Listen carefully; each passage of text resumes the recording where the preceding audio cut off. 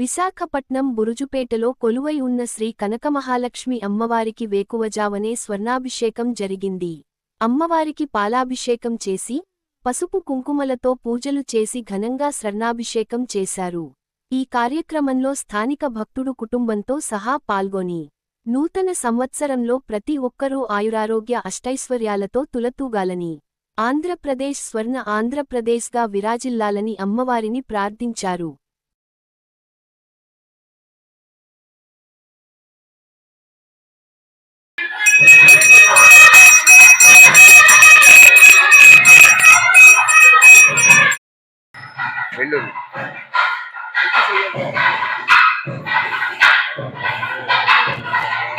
ఏది వెండి వెండి వెండి ఆ పాలు పెట్టండి, 2 చెంబుల్లో 2 చిన్నపాలు పెట్టండి, 2 పచ్చములతో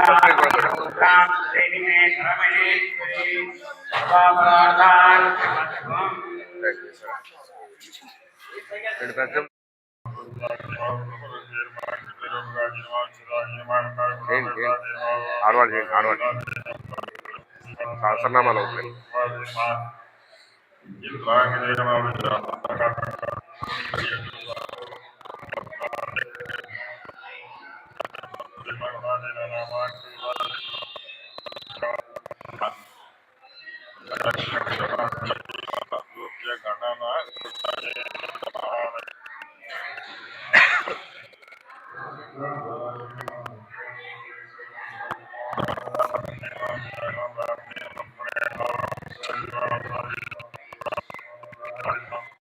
బాబు కూర్చోండి.